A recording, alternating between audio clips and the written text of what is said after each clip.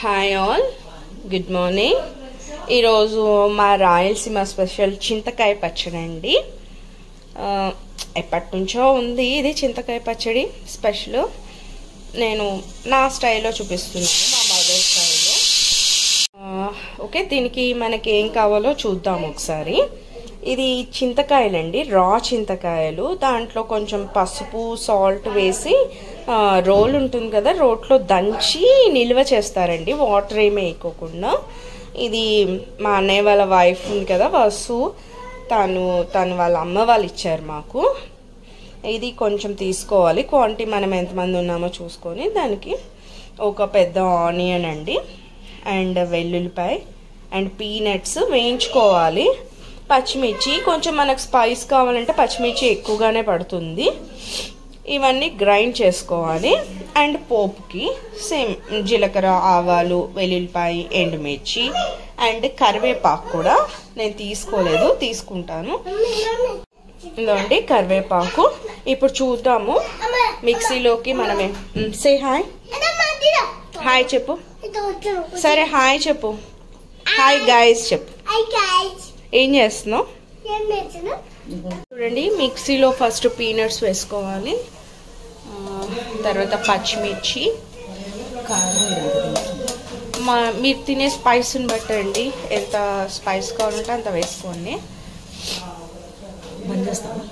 పచ్చిమిర్చి ఏంటంటే ఇది చింతకాయ పచ్చడి అనేది మనం రా చింతకాయలు వేస్తాం కాబట్టి చాలా పుల్లగా ఉంటుంది. సో పచ్చిమిర్చి ఎక్కువ క్వాంటిటీ పడుతుంది.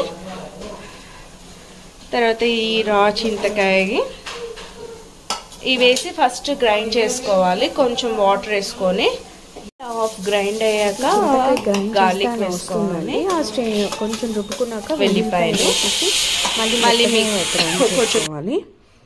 తర్వాత ఆనియన్ మనం గ్రైండ్ చేసేటప్పుడు వేయకూడదండి, ఇలా క్రంచీగా మామూలుగానే కలుపుకోవాలి. గ్రైండ్ అయ్యాక కొంచెం కొత్తిమీర, ఆనియన్ అండి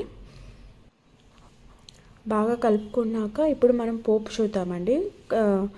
బాండి పెట్టుకొని కొంచెం ఆయిల్ వేసుకుందాము. ఇప్పుడే మా హస్బెండ్ వచ్చారు, హాయ్ చెప్పమంటే ఇప్పుడు పోపు చూద్దాము. కొంచెం కొద్దిగా ఆయిల్, మరీ అంతేం ఆయిల్ ఏం పడదు, కొంచెం ఆయిల్. అండ్ ఇక్కడ మనం ఆల్రెడీ తీసి పెట్టుకున్నాం కదా, ఇవన్నీ వేసేసి కరివేపాకు వేసి కొద్దిగా చిటిపట్లు ఆడాలి.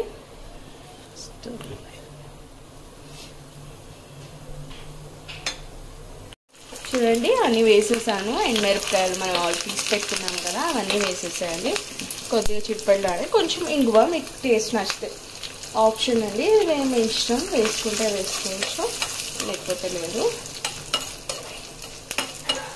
మాకు ఇంగువ నచ్చుతుంది, ఆ ఫ్లేవర్ కానీ ఏదైనా. కొంచెం ఇలా ఫ్రై అవుతే చాలు, ఎక్కువ మాడగొట్టాల్సిన అవసరం లేదు. పెట్టుకున్నాను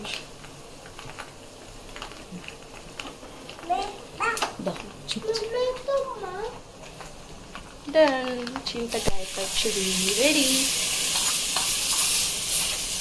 వేడి వేడి అన్నంలో కొంచెం నెయ్యి వేసుకొని ఆ టేస్ట్ సూపర్ ఉంటుంది.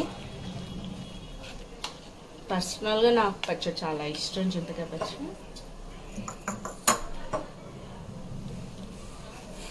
థ్యాంక్ యూ ఆల్, ట్రై చేసి నాకు కామెంట్స్ చేయండి.